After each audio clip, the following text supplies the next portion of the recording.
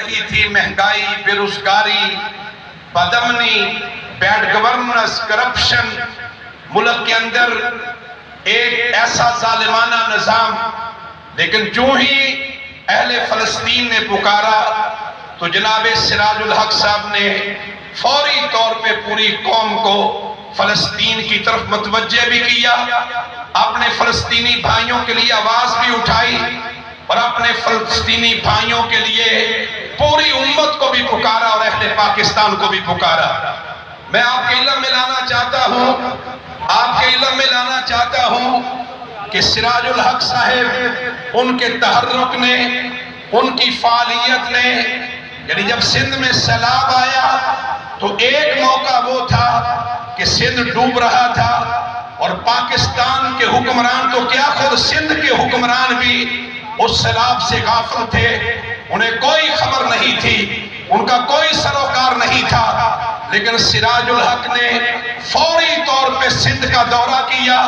وہ یہاں کی بستیوں میں آئے، وہ یہاں کے سیلاب زدہ علاقوں میں پہنچے اور جو ہی انہوں نے دورہ مکمل کیا تو پھر صوبائی اور مرکزی سوئی ہوئی حکومتوں کو بھی یاد آ گیا اور پھر وہ متوجہ ہوئے. میں آپ سے کہنا چاہتا ہوں کہ الحمدللہ ان کے تحرک نے ملک پاکستان کے اندر جماعت اسلامی کو ایک نئی جہت دی ہے.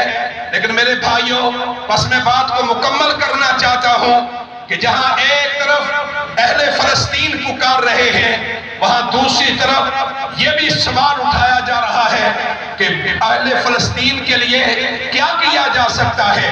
ہم مظاہرے کر رہے ہیں، ہم جلوس نکال رہے ہیں، ہم فنڈز اکٹھے کریں گے، لیکن اہل فلسطین کے لیے یہ ناکافی ہے. اہل فلسطین کی حقیقی مدد تبھی ہو سکتی ہے کہ جب ان اسمبلیوں میں، جب ان ایوانوں میں، جب ان اقتدار کے مراکز میں میرے دوستو جماعت اسلامی کے لوگ وہاں پہنچیں، جماعت اسلامی کی قوت وہاں پہ موجود ہو اور جماعت اسلامی کے پاس اختیار ہو.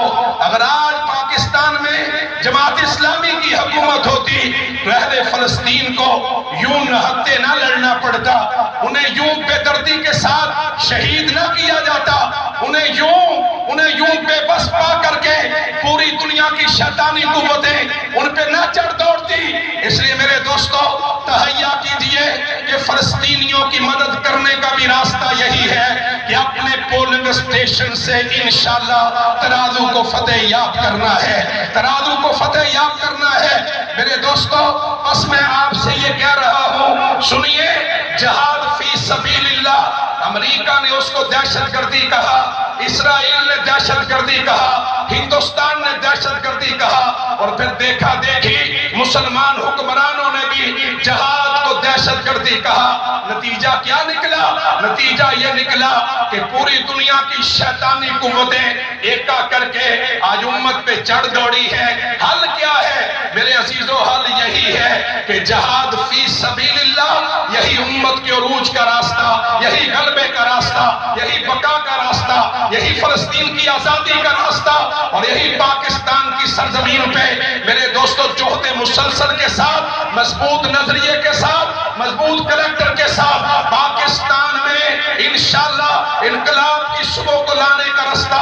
لیکن یہاں راستہ پولنگ اسٹیشن سے ہو کے گزرتا ہے. آئیے قائد محترم کی موجودگی میں یہ تہیہ کیجئے کہ پاکستان کو بھی بدلیں گے، سندھ کو بھی بدلیں گے اور اپنے مظلوم بھائیوں کے شانہ بشانہ جو کچھ ہو سکا کرنے کے لیے تیار ہے. انشاءاللہ تیار ہے نا؟ انشاءاللہ. بس میرے دوستو بات مکمل ہو گئی ہے.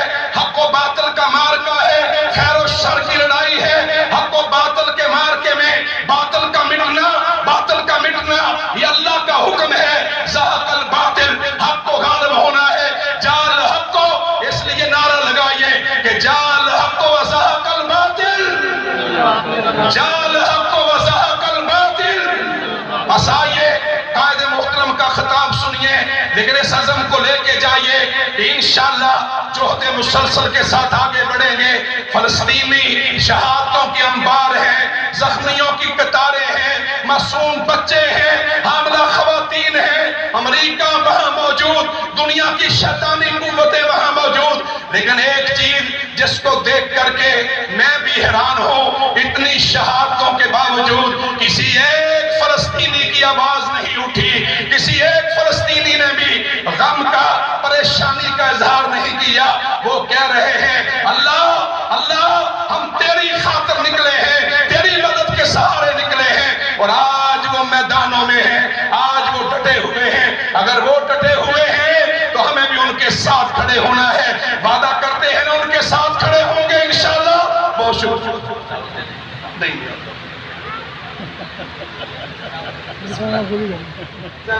الحمدللہ جمعیت طلبہ عربیہ کے 50 سال مکمل ہونے پر جمعیت طلبہ عربیہ کی مرکزی شورا نے یہ فیصلہ کیا کہ سابقین کے بھی ہر صوبے کے اندر ایک بڑا کنونشن ہوگا۔ تو صوبہ سندھ کے اندر بھی الحمدللہ یہ طے کیا گیا کہ ہم صوبائی سطح پر سارے سابقین کو انشاءاللہ جمع کریں گے، اور یہ جدوجہد الحمدللہ 2 مہینے سے جاری ہے، اور آج دیکھ رہے ہیں آپ کہ ہزاروں کی تعداد میں الحمدللہ سابقین یہاں پر موجود ہے۔ میں سوچ رہا تھا امیر محترم کے سامنے صوبہ سندھ کے جو مدارس ہیں، علماء کی خدمات ہیں، وہ سارا میں پیش کروں گا، لیکن ہمارے سب کے سرپرست جناب امیر جماعت اسلامی صوبہ سندھ محمد حسین مہدی صاحب نے وہ سارا نقشہ پیش کر دیا۔ ان کی محبت ہے، ان کی رہنمائی ہے، ان کی سرپرستی ہے۔ الحمدللہ آج ہر جگہ پر، ہر ضلع کے اندر ہمارے سابقین الحمدللہ نظر آتے ہیں۔ مدارس کا ایک جال بچھ گیا ہے پورے صوبے کے اندر، اندرونی سندھ کے اندر، کراچی کے اندر، اس کے اوپر پورا سیشن الحمدللہ ہو چکا ہے۔ تمام مدارس کا تعارف ہو چکا ہے۔ ہزاروں جو ہمارے سابقین ہیں کہاں کہاں پر موجود ہے، ہر ضلع میں گئے۔ یہ ٹیم میں سابقین کی طرف سے مبارکباد پیش کرتا ہوں۔ مولانا آفتاب ملک صاحب کو مبارکباد پیش کرتا ہوں۔ رابطۃ الاخوان کے صوبائی ناظم ہے اور معاون مولانا رضوان جعفرانی صاحب کو سارے سابقین کی طرف سے مبارکباد پیش کرتا ہوں، اور منتظم جمعیت طلبہ عربیہ صوبہ سندھ حذیفہ احمد خان کو مبارکباد پیش کرتا ہوں۔ ایک ایک ضلع میں گئے، ایک ایک سابق کے پاس گئے، سب کو جگایا، سب کو جمع کیا۔ الحمدللہ ثم الحمدللہ یہ فلسطین سیشن ہے، اور ہم سب اب انتظار کر رہے ہیں، ہم انتظار کر رہے ہیں اپنے امیر محترم کا۔ تو نے پوچھی ہے امامت کی حقیقت مجھ سے، حق تجھے میری طرح صاحب اسرار کرے، ہے وہی تیرے زمانے کا امام برحق جو تجھے حاضر و موجود سے بیزار کرے۔ دیکھ احساس زیاں تیرا لہو گرما دے، فخر کی سان چڑھا کر تجھے تلوار کرے۔ فتنہ ملت بیضا ہے امامت اس کی جو مسلمان کو سلاطی کا پرستار کرے۔ دعوت خطاب دیتا ہوں امیر جماعت اسلامی پاکستان محترم جناب سراج الحق صاحب کو آئیں اور کنونشن سے خطاب فرمائیں، اخوان کنونشن سے خطاب فرمائیں۔ نعرہ تکبیر، نعرہ تکبیر، لبیک لبیک کی روح رواں ہے، لبیک لبیک اللہم لبیک، لبیک لبیک اللہم لبیک، لبیک پورے جذبے کے ساتھ، ایمانی قوت کے ساتھ فلسطینیوں سے اظہار شمشاد کیجئے۔ نعرہ